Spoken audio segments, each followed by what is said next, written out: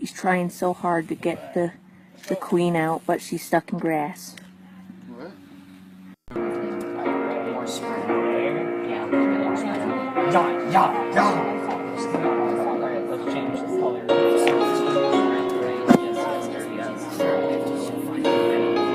That's the...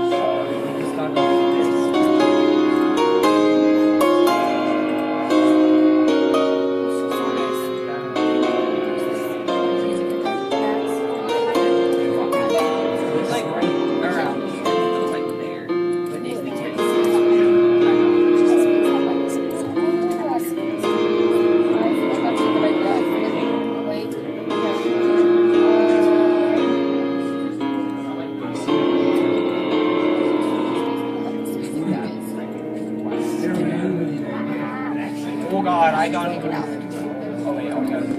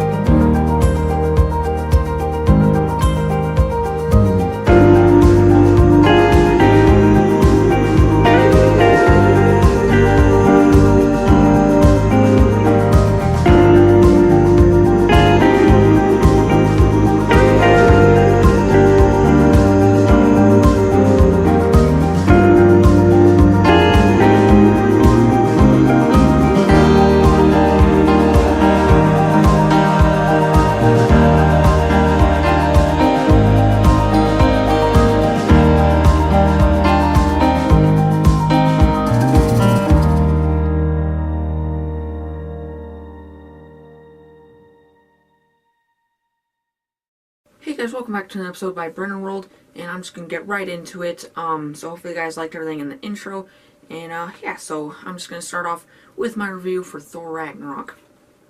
So it's a little bit longer, one of my longer reviews, but it's about 2.5 pages or so.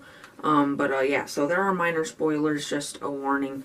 But if you don't really care, then continue on. So Thor Ragnarok is directed by one of my top 10 favorite directors working today, Taika Waititi, who has also directed great films such as What We Do in the Shadows, Boy, and one that I have not seen yet but really want to, Hunt for the Wilderpeople.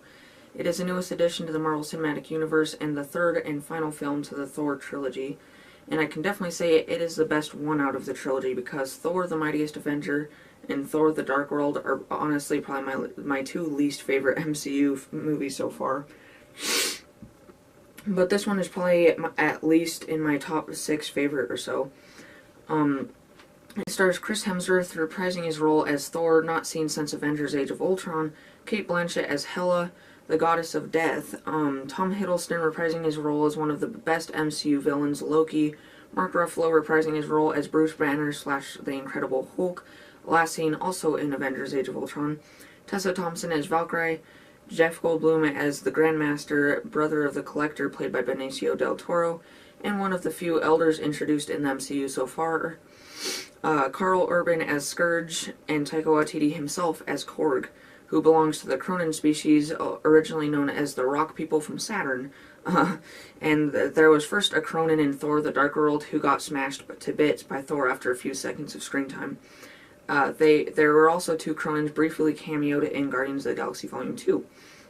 Anyway, the plot is that while Thor was on his search for the remaining Infinity Stones during Captain America's Civil War, he gets captured and put into a cage where he falls out and has to talk to Surtur, the ruler of the underworld-like place called Muspelheim, where he dangles by chains, and then has an awesome battle against him, and all of his fire demons. He then has to travel back to Asgard to confront Loki, who is believed to be dead from the end of Thor: The Dark World, but is really just taking the form of their father Odin, played by Anthony Hopkins once again, and sadly I believe this may be the last time we see him.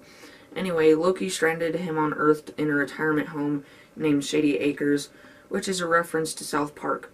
So Thor and Loki seek help from Dr. Stephen Strange, played by Benedict Cumberbatch, which features the exact scene that was one of the after credit scenes from Doctor Strange. And overall, that scene was pretty darn funny and pretty great, and it was also nice to see Doctor Strange again, even though it was only for about 6 minutes or so. Once Thor and Loki find Odin, they go to a huge field cliff place where Odin tells his only blood son, Thor, and his adopted son, Loki, that they have a sister coming to bring Ragnarok to Asgard, named Hela, who is the Norse goddess of death, but then disintegrates and leaves. Thor is in his regular clothes, and Mjolnir is disguised as an umbrella, so he thrusts it down, making his suit appear, and the umbrella turn back into Mjolnir, as another reference to the comics. And he throws it at Hela, and she catches it and then crumbles it. The three of them battle in the colorful transportation thing going to Asgard, but only Hela makes it, and Thor and Loki wind up on a trash collecting planet on the edge of the universe named Sakaar, founded by the Grandmaster, who hosts the Contest of Champions, which is a game where two selected superheroes at a time have to battle each other. Which was first a comic book series that was also the mobile game Marvel Contest of Champions. Thor gets taken by an alcoholic named Valkyrie from Asgard and gets put into the Contest of Champions, where he first gets war markings on his suit, his new helmet, which is a way more cool version of his helmet from the comics, which has only been seen in the MCU one other time in the first Thor, which is kind of weird, but a lot more accurate to the comics. And then there's probably the best Stan Lee cameo yet, not only because it is a lot longer than usual, like the rest of the Phase 3 cameos, but it actually changes something in the story for once, because he is actually the one who gives Thor his haircut, which he looks a lot better with short hair in my opinion, and my mom thinks so too.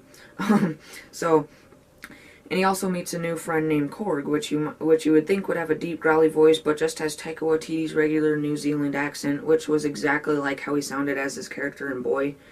And then it is the Battle of the Gladiators, when Hulk pops out and Thor is relieved, but then still has to battle him, because Hulk has been Hulk for 2 years straight now, which was the second best scene in this film in my opinion, and it also has Thor with his God of Thunder powers for the first time. Thor eventually gets Hulk all good and back to Bruce Banner finally, and he is terrified because he has never been on another planet before. They assemble a team called the Revengers, with Thor, Hulk, Valkyrie, and Loki, and then they steal the Grandmaster's favorite ship to escape out of the portal of Sakaar called the Devil's Anus.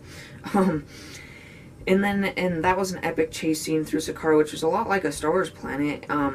All they had to do was use the much-hated Get Help move that Loki hates, get Hulk to break Thor and Valkyrie out, and escape from the Sakaarian guards.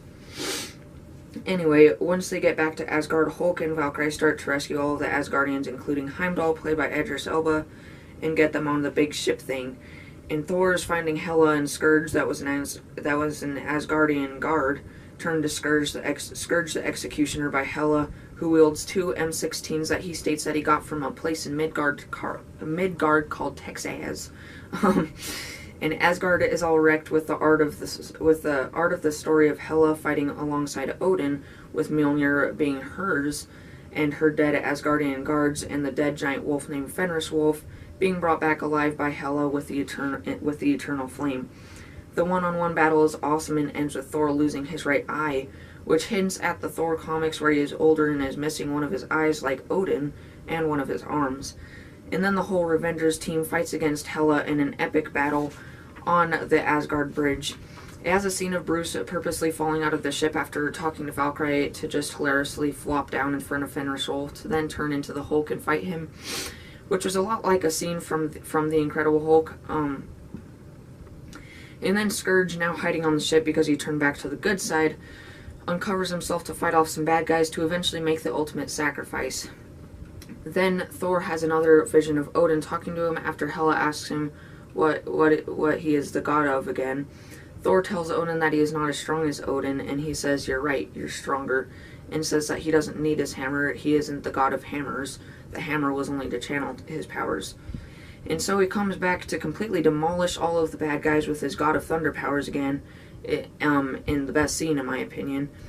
Loki takes the head of Surtur that Thor got after defeating him in the beginning and puts it on the Eternal Flame to summon him to finish off Hela, and then everyone escapes except for Hulk and Thor to fight off both Hela and Surtur, leaving them to fight each other.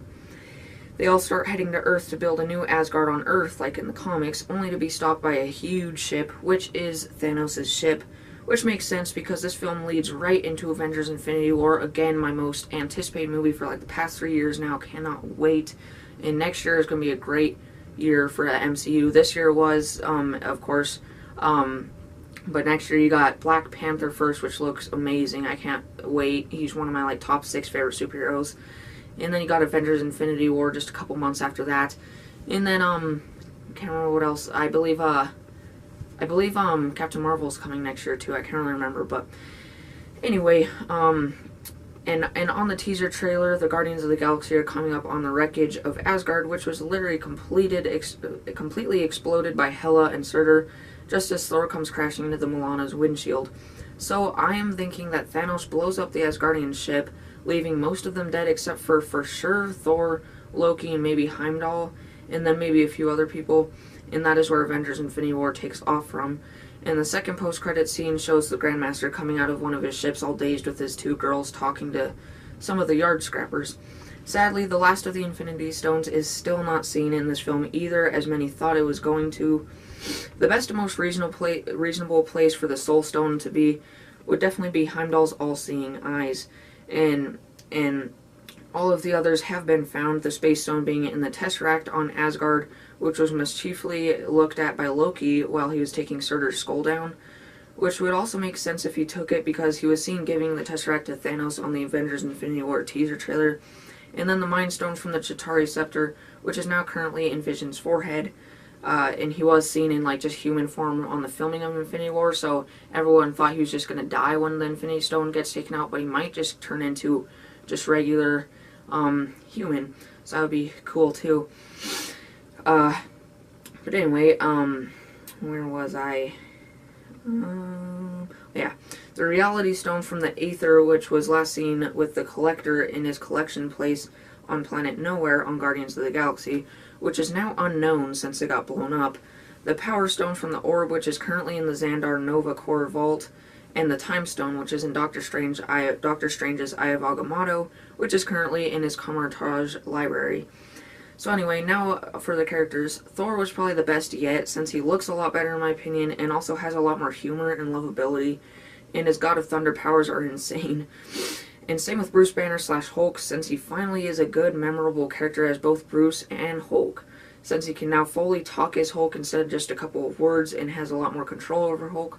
Doctor Strange was great once again, and now obviously has fully mastered his powers as seen in his scene. He is so smooth and fast with everything now. Many people are saying that Hela is the best MCU villain right after Loki, which I do not fully agree with because she is probably my 4th favorite after Ego, Loki, and Adrian Toomes / Vulture. But she is still awesome and is played by a great actress.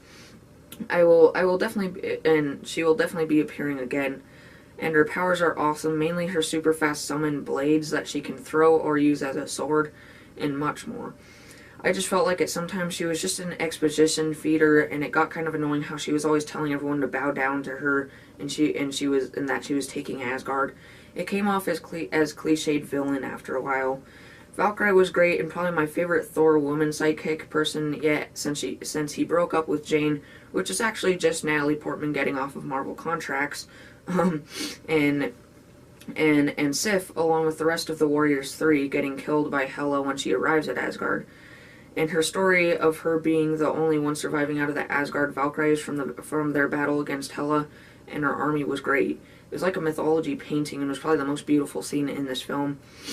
The Grandmaster is pretty good and played by a great actor that gets made fun of for his voice, kind of like Matthew McConaughey and Christopher Walken also do. And they actually make him talk like that. It is a weird flamboyant-like voice, which was hilarious.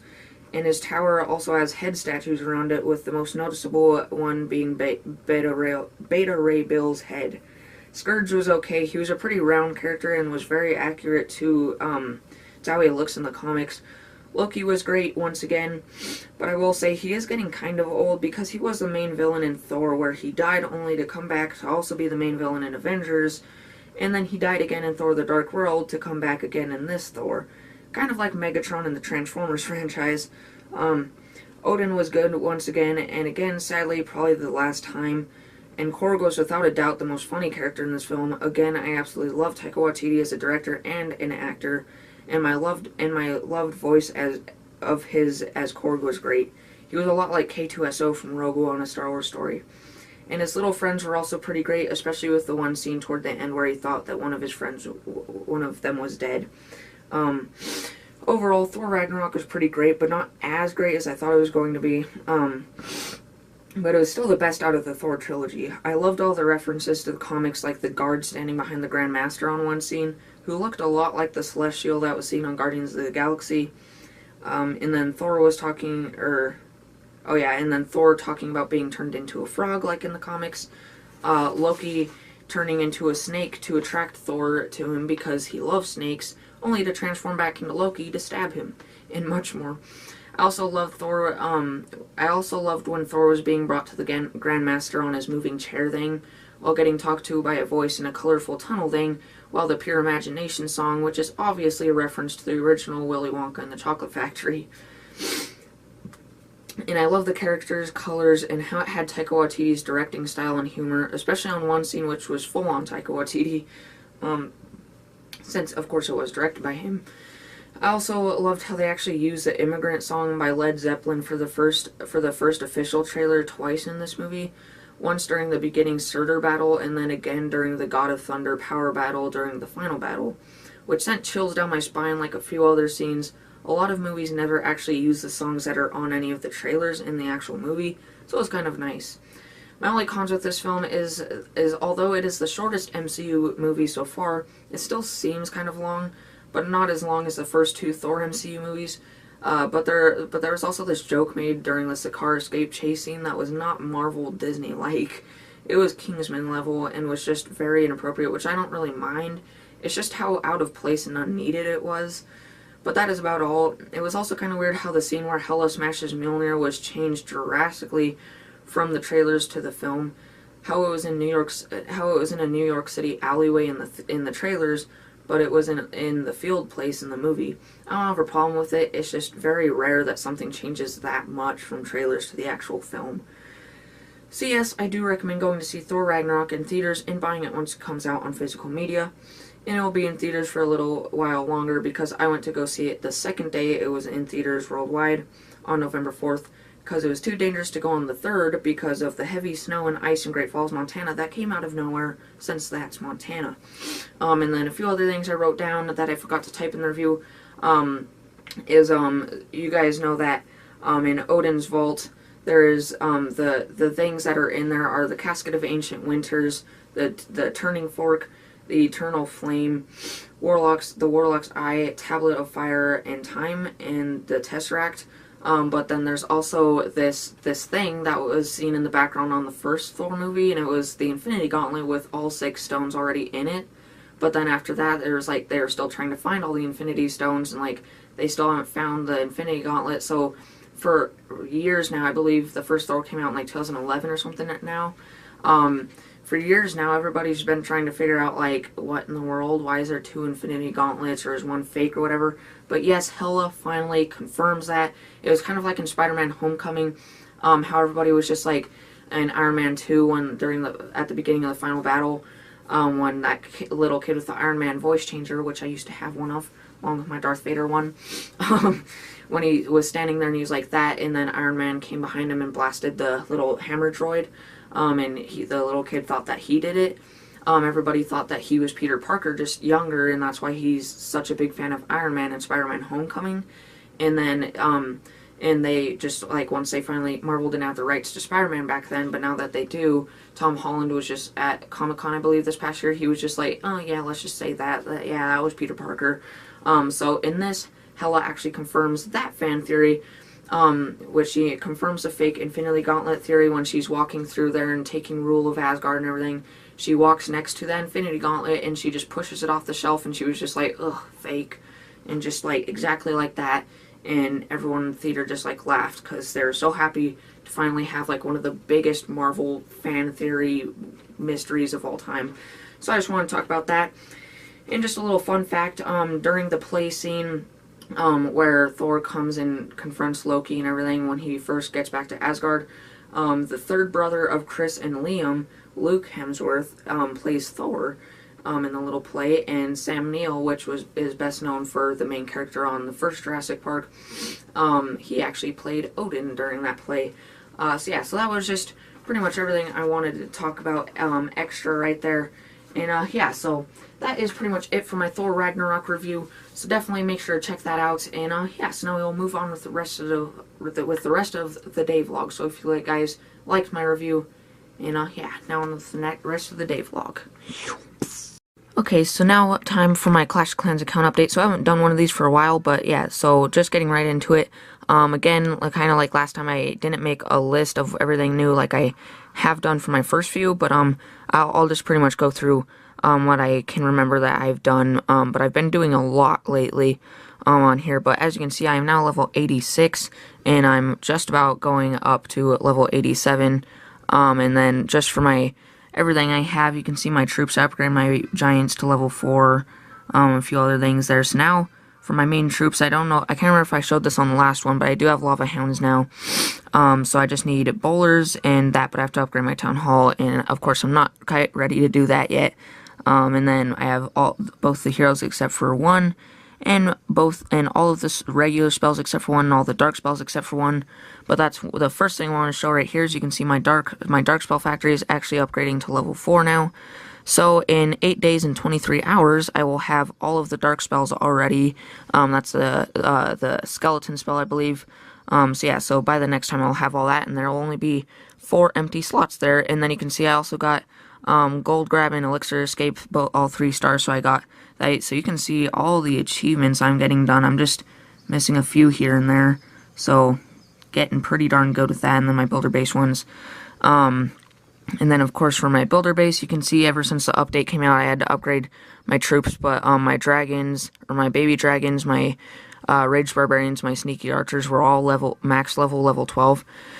But then the new update, now the max level is level 14 for most things. So my baby dragons are still level 12, but then my raged barbarians are now max level again. You can see the little flaming thing right there, level 14. And then my sneaky archers are level 13. We'll get back to that a little bit later. And I believe last time I showed that he was level 10. I cannot remember what they're called. But I'll go on the other thing real quick and see what it was called, because I cannot remember. Yeah, Battle Machine. I believe he was level 10 last time I showed this. But so overall, here is my main base. You can see it's I will agree I have been pretty darn rushed, but I can say now I'm just with my wall still. But as you can see, for me to be like pretty much where I'm supposed to be. Pretty much I just have to upgrade all of my wall to level 7, which is that dark purple stuff.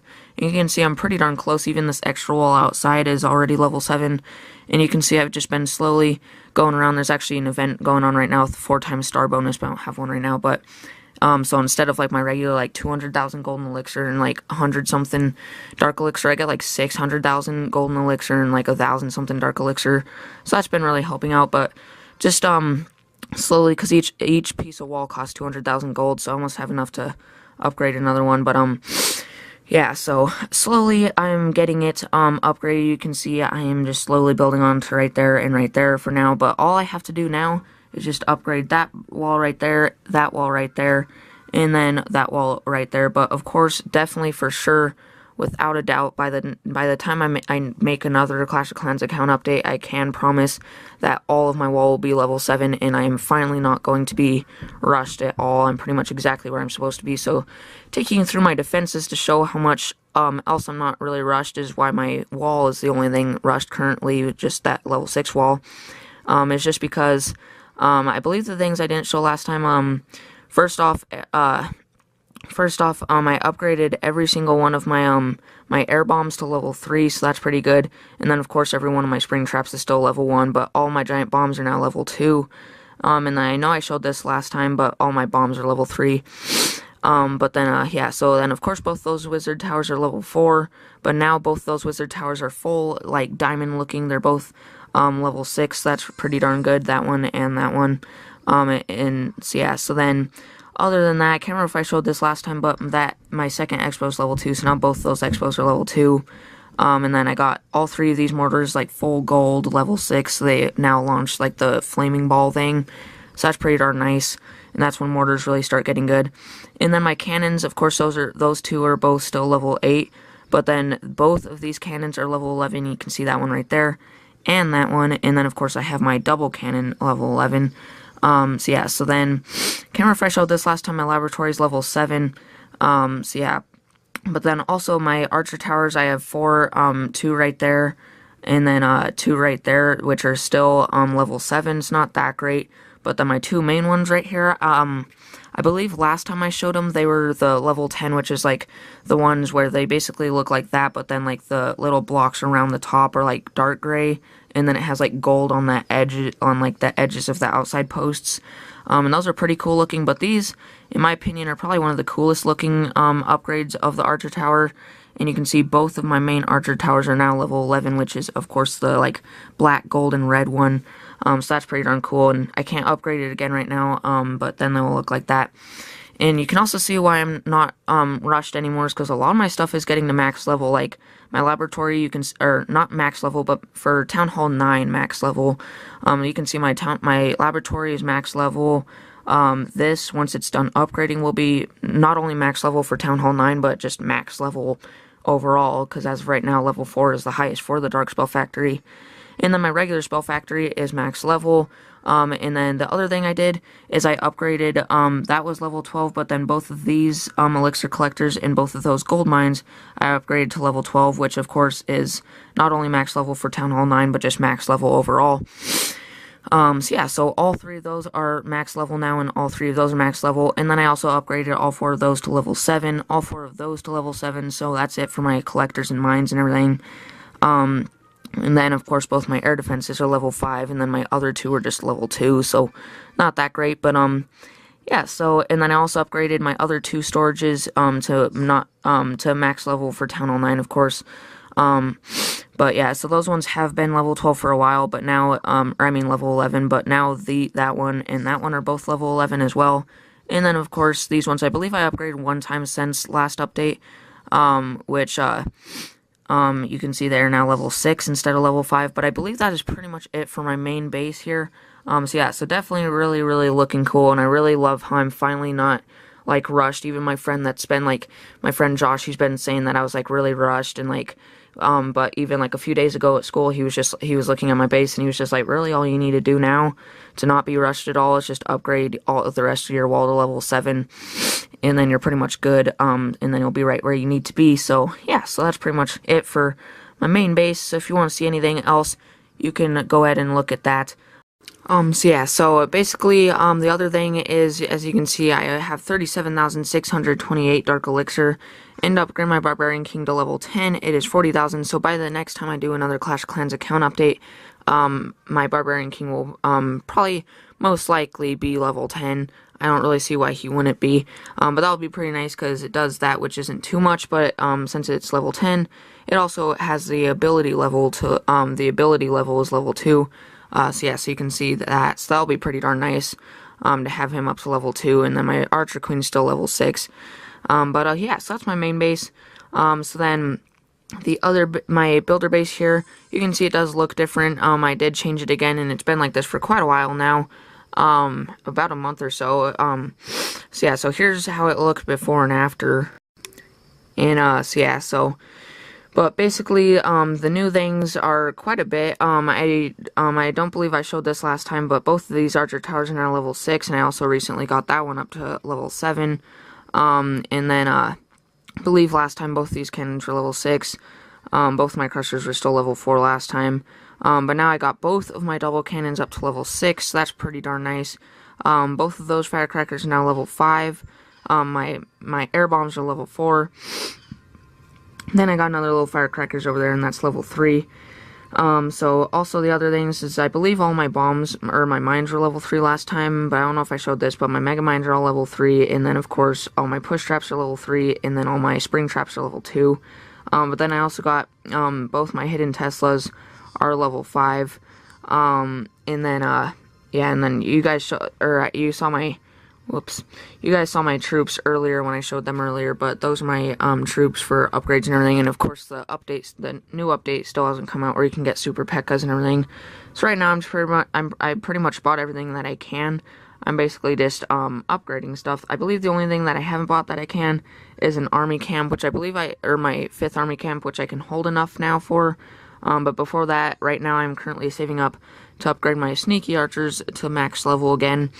So yeah, but that's 2.3 million, and I only have 1.6 million at the moment.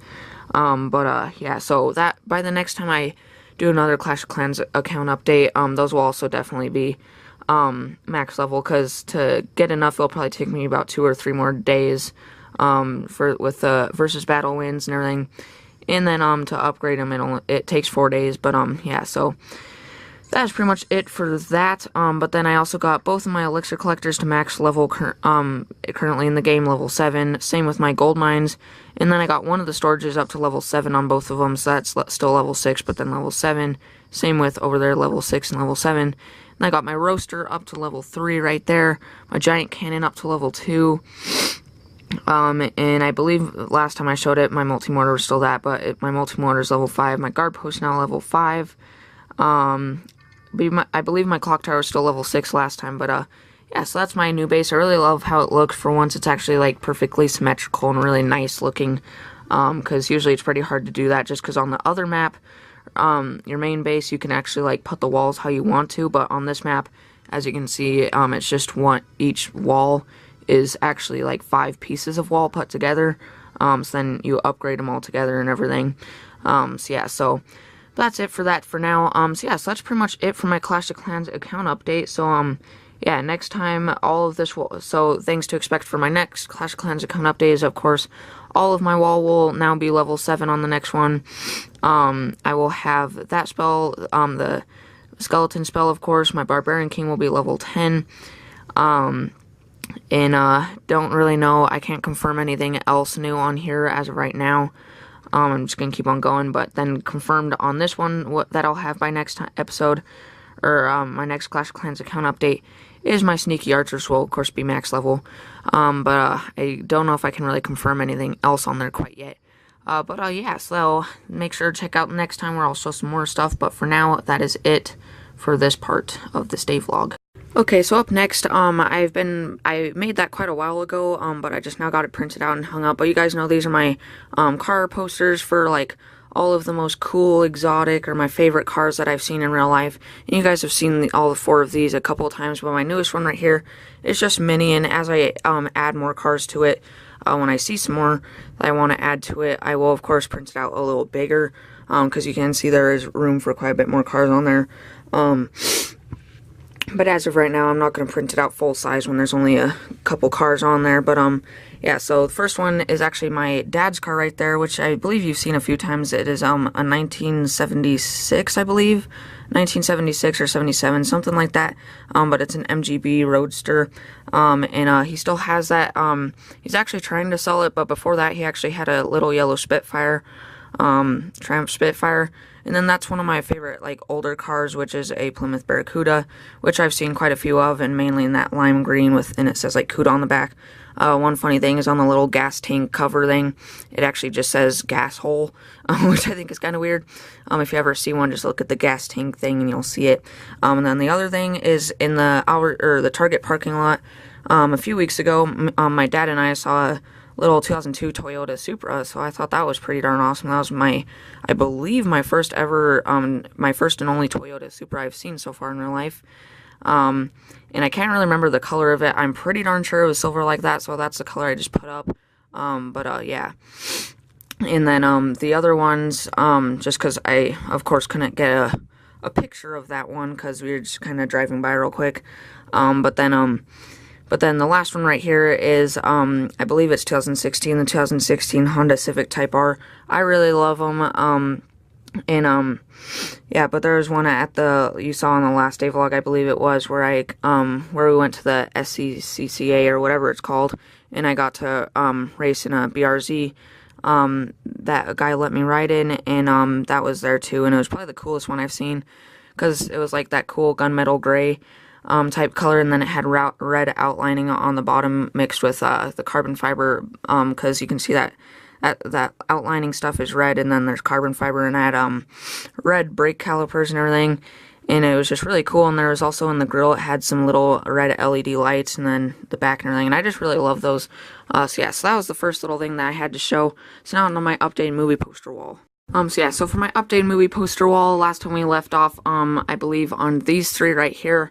So yeah, so these are all new ones, and then I started over there now.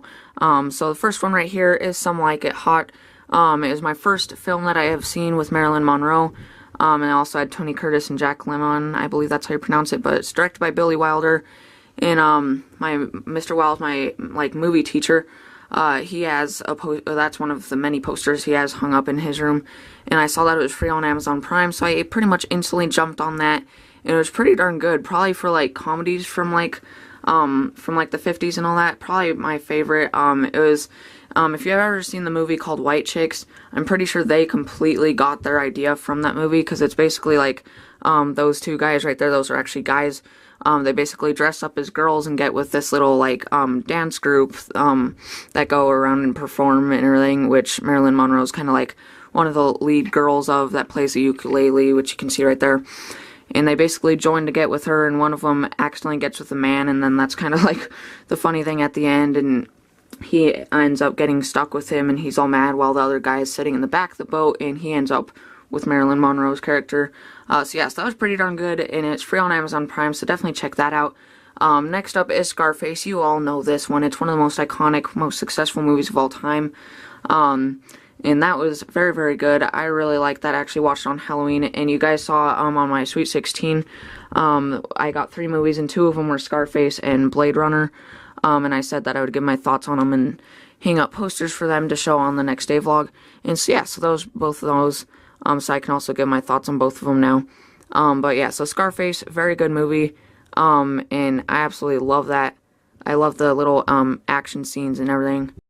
Yeah, but it's almost 3 hours, so it's pretty darn long, but it didn't really seem that long, but that was very good, so definitely check that out. It's not free on Amazon Prime, of course. I watched it on my Blu-ray. And then Psycho, again, you all know this one. A lot of you probably haven't seen it, but I've had that poster printed out for quite a while now, because I knew I was going to watch it in video production at some point, but we just now watched it over this past week, so I finally got to see it. It was my first film that I've seen by Alfred Hitchcock, and then I'm taking movies in genre next semester, and then we're going to watch another one called Rear Window, so I'm pretty excited for that.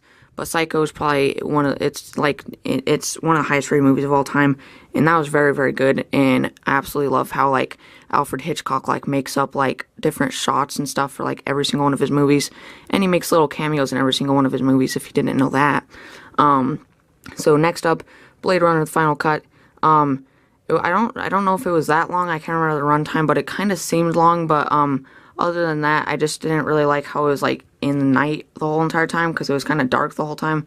But other than that, it was pretty good villains, and Harrison Ford, of course, was great. And then, yeah, it was pretty good, other than the darkness the whole entire time and everything. But definitely, the lighting and, the big ol', for, what it was and the time it came out and the budget and everything, definitely very big spectacle for that. And then Fargo, another very iconic film that was turned into a show. And it's filmed by Joel and Ethan Coen, the Coen brothers, which also made, No Country for Old Men, which is somewhere, which I cannot see. Yeah, they made, oh yeah, that's another one. They made Oh Brother, Where Art Thou, No Country for Old Men, which I cannot find the poster for.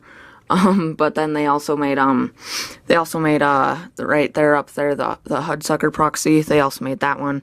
And I believe I've seen a few other movies that they've made, but I can't really remember, at the moment. Yeah, so that was pretty darn good. Definitely really funny, and I loved how everyone was, had that, kind of Minnesota, Canadian type accent, and it was, that was, probably one of the main things that made it funny. And I also love the poster, just how it is, but I noticed earlier today that right there, that's actually a little thread and a needle right there. And you can see that tan is actually like an unfinished quilt. So yeah, so definitely I saw that was free on Amazon Prime, and a lot of other movies, and I made my little list here. So I checked out all those.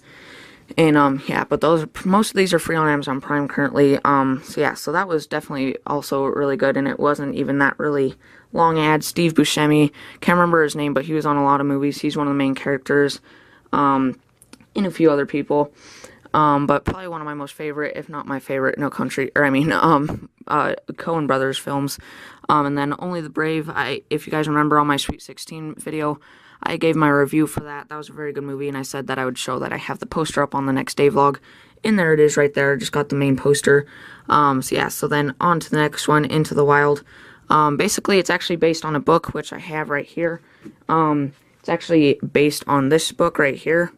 So yeah, so I thought that was pretty cool. I've seen like that movie on, I haven't seen it before, but I've seen it like the poster and everything on Amazon before and everything, but my dad just told me that it was actually based on that. It's directed by Sean Penn, and as Emile Hirsch, which hasn't been on a ton, but some, and then as William Hurt, Vince Vaughn, Zach Galifianakis, Kristen Stewart, and Hal Holbrook, for some of the bigger names. And then up next, What We Do in the Shadows, and boy, you guys heard me on my Thor Ragnarok review in this video that I briefly mentioned those and said that they were great films. I really love those. That one's not really like Taika Waititi's style, but that one he actually collaborated with one of his friends that he works with sometimes, who I believed played that guy right there. But yeah, so, and then that's Taika Waititi right there, and you guys know I love Taika Waititi's voice, but in that one he put on like this weird little flamboyant voice, and that made it extra funny. So yeah, but that's actually kind of like a little mockumentary about like vampires, and then every once in a while they get in a little duel with werewolves and stuff. It's pretty darn funny, so definitely check that out. And then Boy was really good. It's probably my favorite Taika Waititi film so far. Well, it's probably about tied with Thor Ragnarok anyway, but these are the 3 Taika Waititi movies I've seen so far. Yeah, so that one's just directed by Taika Waititi, and Taika Waititi pretty much plays someone in all of his movies. Like in Thor Ragnarok, of course, he played Korg. That one he plays that guy, which I can't remember what his name was, and in this movie he actually plays that kid's dad.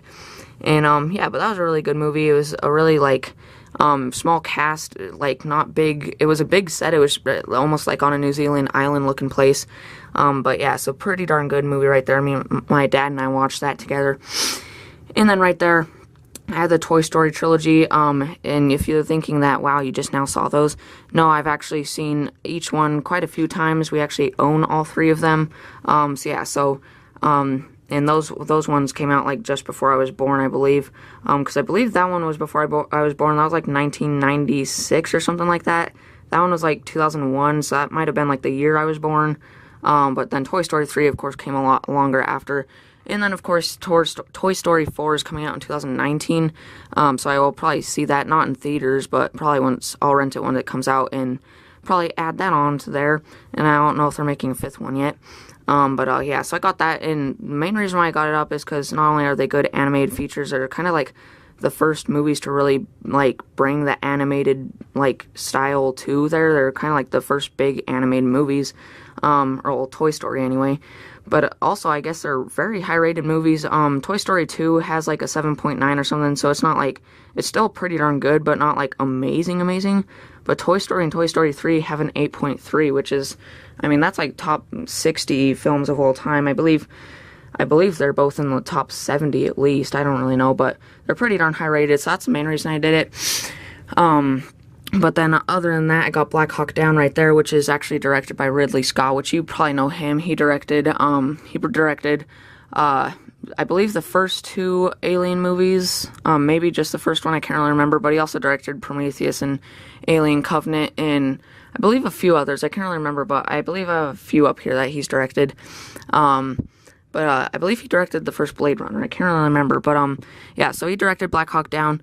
That was like he hasn't directed much that aren't just full-on sci-fi, and that's one of them. It's just a war film about like some Black Hawks that crash down during like a little battle in Somalia, and then some people just get stranded there and have to pretty much battle for themselves, and it's pretty much like kind of slow at the beginning, but once like one of the Black Hawks crash, it's just full-on action for like ever. And also has Ewan McGregor as one of the main people, which you probably best know from Obi-Wan Kenobi from the first 3 Star Wars films, or not the first 3, but the prequel trilogy, and then a few other movies too. There's also this really good documentary show that my dad watched of him and his friend like biking across America or whatever. That was pretty good too. And then my last one for right now is Chef. Back there, it's actually written and directed by Jon Favreau, which you probably best know for his role as Happy Hogan on the Iron Man trilogy and also Spider-Man Homecoming and I believe a few other MCU movies. But he actually wrote and directed this, and it has a few Marvel characters or actors that play Marvel characters. It also has Scarlett Johansson, who also plays Black Widow. And then it also has Robert Downey Jr. it's like a 4-minute scene, so he's not in it much, but of course he's best known for Iron Man, but also played like Charlie Chaplin in Chaplin and everything. And Sofia Vergara from like Modern Family, and then Dustin Hoffman. A lot of you probably don't know, but he was actually the guy who played Benjamin on The Graduate. So that was pretty nice to see him, and I was kind of laughing because he has like the same exact voice that he did in The Graduate, just older, of course. But that was actually very surprising. I pretty much loved that movie. It's basically about a guy who gets like bad reviews and stuff and gets into like a battle with the food reviewer after he doesn't get to choose like the menu and everything, because Dustin Hoffman's choosing everything at his restaurant, and so he just doesn't like it. The food reviewer doesn't like it again, and he just doesn't think that the food reviewer understands that he didn't get to choose. So he basically after that starts like a food truck and everything, and him and his son start going around and everything, or him and his son and one of his previous coworkers from the restaurant go around and all that. But that was a very good movie. That's free on Amazon Prime. I've been wanting to watch that for a little bit now. So definitely check that out. That was probably somewhere probably at least top 40, but that's still pretty good, because you can this is not even near all of the movies that I've seen throughout my life. It's probably about half of them or so. So that's still pretty good. But the other ones that I have, I guess The Departed has been on Amazon Prime for free for who knows how long, and it says that it's actually leaving on November 30th, so I'm so happy that I found that, because if you guys don't know, it's one of the highest rated movies of all time. As an 8.5, it's directed by Martin Scorsese, very talented director, and then it has Matt Damon, Leonardo DiCaprio, and Jack Nicholson. It's like my first film that I've seen with Jack Nicholson in like his older years, because it's from 2006, of course. And it was also a Best Picture winner, and one of my goals in life is to see every Best Picture winner until I die, of course, and I've seen probably about a third of them now. So I'm about half an hour into The Departed. I'm probably going to finish it tonight, but it's like a 2.5-hour movie, so hopefully finish it tonight. But so it's pretty darn good so far. So on the next day vlog, I actually already have my poster hung up, made for it and everything, so I will hang that up after this. I just didn't want to show it yet, just because I can't really give my full thoughts on it yet. And then Megan Levy, of course, is another war film that's already free on Amazon Prime, and my dad has seen, and he said that he absolutely loved it, and so I'm going to watch that, and I don't have my poster made for it yet, just because I don't know if I'm going to want to hang up a poster for it yet or not, but I might. So for the next day vlog, I will have my poster up for sure for The Departed and maybe Megan Levy, but either way, I'll still give my thoughts on both of them. But the other thing I wanted to say is there was 2 other movies that I watched that I want to give my thoughts on that I didn't hang up posters for. One of them was Midnight in Paris. Can't remember his name, but it has he was on like Marley and Me, and Marley and Me, and he does the voice for Lightning McQueen. I cannot remember his name. But he was on there, and it's basically a movie about this guy who's like an author, and he like he's in Paris, and he would rather be like in Paris during the reign in the 1920s. So then all of a sudden he can in his imagination he travels back in time, and then he starts getting with this woman from the 20s played by Marion Cotillard, and then his wife starts leaving Paris, and then he says that he wants to stay there and everything. And I would hang up a poster for it. It was pretty good. But it just, I just didn't, there was, and the soundtrack was pretty good also, but it was just, there was no, actual, film techniques that I really noticed or anything, and there was just, I didn't really enjoy it for, actual, film and stuff. And also, it has a pretty high rating, and I don't really think it deserves that high of a rating, and it also seemed pretty darn long, but it was still a pretty good movie. I would still kind of recommend checking it out if you have some time to burn. But the other one is just a horrible one. We watched the Emoji Movie. I know, I'm sorry. But basically, my little brother and my mom went somewhere, and they went to a Redbox, and Brayton told me that he just rented the Emoji Movie just so we could watch it together and make fun of it, because we already knew how horrible it was. It's one of the lowest rated movies of all time. As like a, well, it did have like a 1.6 or something like that, which is horrible, but it's currently at like a 2.5, which I'm surprised it even grew that much. But that's still horrible. And we watched it, and it was like, at some points it could have actually been like a good animated film, but then like once it started getting good, and I was just like, okay, it's getting somewhere. They just had to like shove in like, oh yeah, product placement. So it was like there's this one good scene when they were in the Instagram world, and it was like kind of just a good bonding scene between Mez's parents, or Gene's parent. That's what his name. That's what his name is. And it was like this good bonding scene at first, but then all of a sudden he goes like this and like pulls up the Instagram filters and starts swiping and sets the mood. And I was just like, why can't you just have the mood already set, or just like not have to constantly remind us that you're like in that.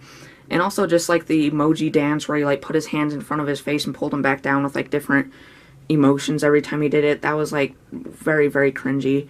And it was just, I was just like, ugh. But other than that, it was pretty darn good. There was probably like one semi-decent joke throughout the whole thing, which was like when he accidentally shoved over the elderly people, which are like the little, like, you know how you can like do the smiley face by like the two dots, I can't remember what they're called now, and then the parentheses or whatever to make like a smiley face. Well, there's this one, he was sitting in a wheelchair, and he accidentally shoved him over, and his colon started rolling away from the semicolon, and he was just like, oh, my colon. So that was the only like semi-funny joke. But other than that, it was, I guess, somewhat decent in some parts, but really it's not really worth checking out. It seems longer than an hour and a half what it is. And yeah, they had some big actors in it for, like, they had Patrick Stewart playing Poop. Like, but yeah, so that's the other thing. That's the only other thing. I believe those are the only other two films that I've seen. Everything else I got a poster up for. Yeah, so, but that is pretty much it for this part of this day vlog. And yeah, so that's my updated movie poster wall right there. So almost tripped over some vinyl tubing. But yeah, so the next one, I still have room for about 3 more posters right there, but after that I'm probably gonna have to, that will be all full, so I'm gonna have to like move. I'm planning to probably move over there.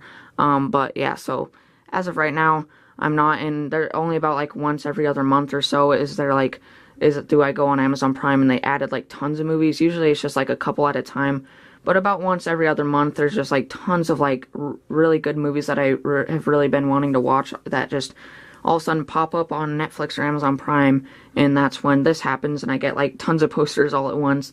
But that doesn't usually happen too often, so I'll probably slow down for a little bit. Yeah, so now on to the next part.